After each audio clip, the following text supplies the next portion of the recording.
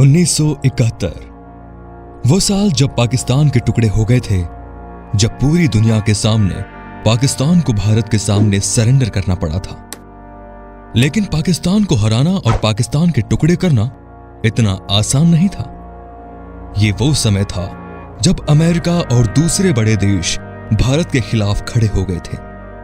ये वो समय था जब पूरी दुनिया में भारत अकेला पड़ गया था। तब रूस ने भारत का साथ दिया और भारत से अपनी दोस्ती निभाई। हालांकि रूस और अमेरिका एक दूसरे के कट्टर विरोधी रहे हैं, ये भी एक कारण था कि रूस ने पूरी दुनिया के खिलाफ भारत का साथ दिया। आज मैं आपको हमारे मित्र देश रूस के बारे में बताने वाला हूं, जिसने 1971 के भारत पाकिस्तान युद्ध में भारत का साथ दिया था और पूरी दुनिया के खिलाफ जाकर भी भारत से दोस्ती निभाई थी। कहा जाता है कि रूस भारत का सबसे बड़ा मित्र है। लेकिन क्या आप जानते हैं कि किस तरह से रूस ने 1971 की लड़ाई में भारत का साथ दिया था? जिस समय पूरी दुनिया भारत के खिलाफ खड़ी हो गई थी, उस समय रशिया ही था जो भारत से अपनी दोस्ती निभा रहा था। आइए जानते हैं सबसे पहले बांग्लादेश की आजादी की जंग। पाकिस्तान ने भारत पर बार बार हमला किया है। पाकिस्तान हमेशा से ही भारत के टुकड़े करना चाहता है। 1971 के युद्ध से पहले बांग्लादेश पाकिस्तान का हिस्सा हुआ करता था, जिसे ईस्ट पाकिस्तान के नाम से जाना जाता था। पाकिस्तान के इस हिस्से में रहने वाले लोग हमेशा से ही पाकिस्तान के द्वारा कुचले जाते थे। ये लोग चाहते थे कि उन्हें पाकिस्तान के जुल्मों सितम से आजादी मिल जाए। पाकिस्तान के लोग ईस्ट पाकिस्तान में रहने वाले लोगों और वहां के नेताओं को बिल्कुल भी अहमियत नहीं देते थे। इसीलिए सरकार में ज्यादातर लोग वेस्ट पाकिस्तान से ही चुने जाते थे, जिसकी वजह से ईस्ट पाकिस्तान के लोग वेस्ट पाकिस्तान से छुटकारा पाना चाहते थे। यही नहीं, ईस्ट पाकिस्तान में रहने वाले बंगाली लोगों को उर्दू को ही अपनी मुख्य भाषा चुनने के लिए कहा जाता था, जिसके कारण वेस्ट पाकिस्तान यानी बांग्लादेश में विद्रोह होने शुरू हो गए।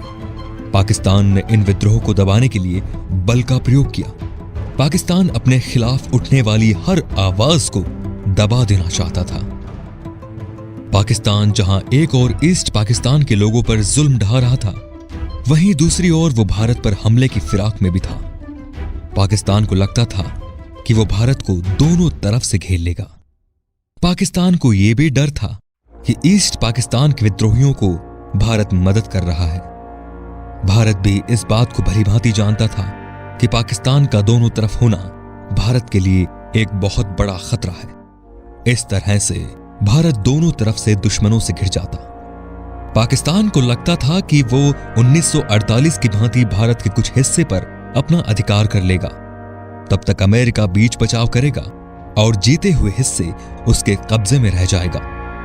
लेकिन पाकिस्तान का यह दांव उल्टा पड़ गया था, क्योंकि इंदिरा गांधी एक सजग नेता थी और उन्होंने पाकिस्तान को ऐसा सबक सिखाया जिसे पाकिस्तान आज तक नहीं भूल पाया है।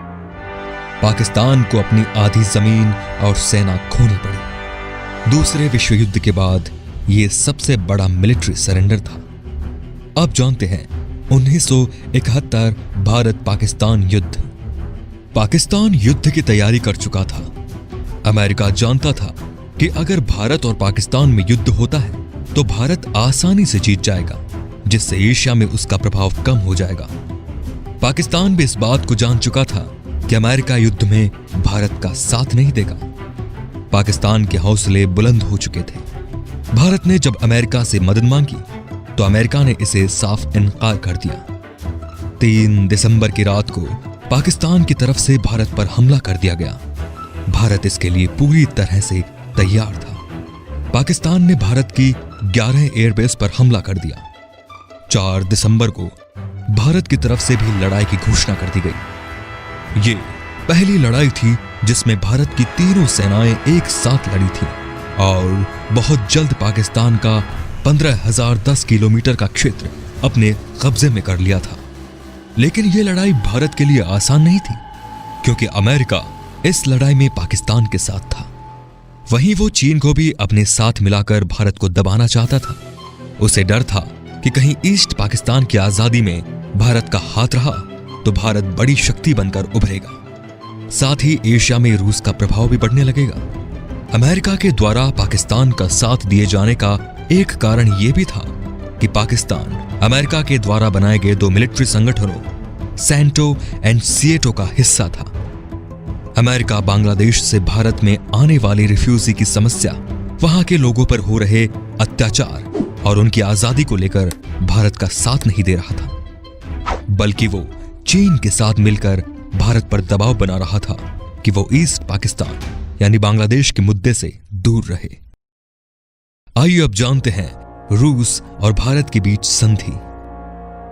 ऐसे में इंदिरा गांधी ने एक कठोर कदम उठाते हुए 9 अगस्त को सोवियत यूनियन के साथ शांति, भाईचारे और सहयोग की संधि पर हस्ताक्षर कर दिए, जिससे अमेरिका पूरी तरह से भारत के खिलाफ हो गया। 3 दिसंबर 1971 को पाकिस्तान ने भारत पर हमला कर दिया। 4 दिसंबर 1971 को इंदिरा गांधी ने देश में इमरजेंसी की घोषणा कर दी और सेना को पाकिस्तान का मुंह तोड़ जवाब देने को कहा। इस लड़ाई के पहले दिन ही भारतीय नेवी के जहाज राजपूत ने एक पाकिस्तानी सबमरीन को डुबो दिया। नेवी की स्पीड बोट्स ने 10 पाकिस्तानी बैटल शिप्स को खत्म कर दिया। साथ ही 12 पाकिस्तानी तेल भंडारों को आग के हवाले कर दिया।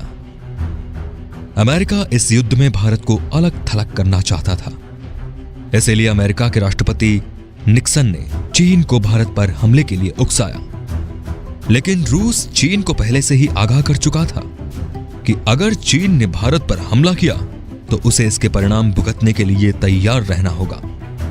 पाकिस्तान के सैनिक इस आस से लड़ रहे थे और उन्हें कहा गया था कि चीन भारत पर हमला कर देगा तो भारत की सेना का उनकी ओर आगे बढ़ना मुश्किल हो जाएगा। लेकिन चीन ने इस लड़ाई में कभी भाग नहीं लिया। अब जानते हैं अमेरिका का भारत पर दबाव। 9 दिसंबर को अमेरिका के राष्ट्रपति निक्सन ने एयरक्राफ्ट कैरियर यूएसएस एंटरप्राइजेस को बंगाल की खाड़ी में भेज दिया ताकि भारत को डराया जा सके। उस समय तक अमेरिका को लग रहा था कि चीन भारत पर अटैक करेगा, जिससे भारत को चारों ओर से घेरा जा सकेगा। इस तरह भारत पाकिस्तान की ओर बढ़ना बंद कर देगा। लेकिन चीन रूस की धमकी की वजह से युद्ध में नहीं कूदा। 10 दिसंबर को ब्रिटेन का एयरक्राफ्ट कैरियर ईगल भी भारत को घेरने की रणनीति से चल पड़ा। अब जानते हैं 1971 की जंग में रूस का आक्रामक। तब रूस अपने जहाजों के बेड़े के साथ बंगाल की खाड़ी में उतर जाता है और ब्रिटेन के एयरक्राफ्ट कैरियर ईगल पर नजर रखता है। रूस ईगल का मुकाबला करने के लिए अपने nuclear submarine anti ship missiles को भी उतार देता है। रूस के इस रुख को देखकर ब्रिटिश सेना पीछे हट जाती है। रूस अमेरिका के एयरक्राफ्ट कैरियर का रास्ता भी पूरी तरह से रोक लेता है। उनका एक ही लक्ष्य रहता है कि अमेरिकी जहाज किसी भी भारतीय मिलिट्री बेस को निशाना ना बना सके। रूस की हर मिसाइल के निशाने पर अमेरिकी एयरक्राफ्ट था। रूस के मिलिट्री कमांडर अपने सबमरीन और जहाजों को अमेरिकी एयरक्राफ्ट के बिल्कुल नजदीक ले जाते हैं ताकि अमेरिका के जासूसी सैटेलाइट्स उन्हें अच्छे से देख लें और उन्हें अंदाजा हो जाए कि रूस अपने न्यूक्लियर सबमरीन के साथ उनके सामने है। इस तरह अमेरिका भी रूस के आक्रामक रवैयों को देखकर वापस चला जाता है। अब जानते हैं श्रीलंका की भूमिका। इस लड़ाई में श्रीलंका ने भी पाकिस्तान की मदद की थी। पाकिस्तान के जहाज श्रीलंका के एयरबेस पर फ्यूल भरवाते थे। लेकिन जब अमेरिका, चीन, ब्रिटेन जैसी दुनिया की महाशक्तिशाली सेनाएं भारत के खिलाफ थीं, उस समय रूस ने न केवल भारत का साथ दिया बल्कि पूरी दुनिया को अपनी ताकत का लोहा मनवा दिया। अब जानते हैं पाकिस्तान का आत्मसमर्पण। वहीं भारत की प्रधानमंत्री इंदिरा गांधी ने भी दुश्मन के दुश्मन को दोस्त बनाकर अपनी कुशल रणनीति का परिचय दिया था। 16 दिसंबर को पाकिस्तान ने भारत के सामने आत्मसमर्पण कर दिया, लेकिन उस लड़ाई के जख्म पाकिस्तान कभी नहीं भूल पाएगा। तो दोस्तों, ये था आज का वीडियो। आपको कैसा लगा? अगर आपको ये वीडियो पसंद आया हो तो प्लीज इसे लाइक करें, सब्सक्राइब करें और ज्यादा से ज्यादा शेयर करें। और हमारे नए नए वीडियोस की नोटिफिकेशन पाने के लिए बेल आइकन को जरूर प्रेस करें। तो फिलहाल दीजिए इजाजत, एक नए वीडियो के साथ में आपसे मुलाकात होगी। तब तक के लिए दीजिए इजाजत, नमस्कार।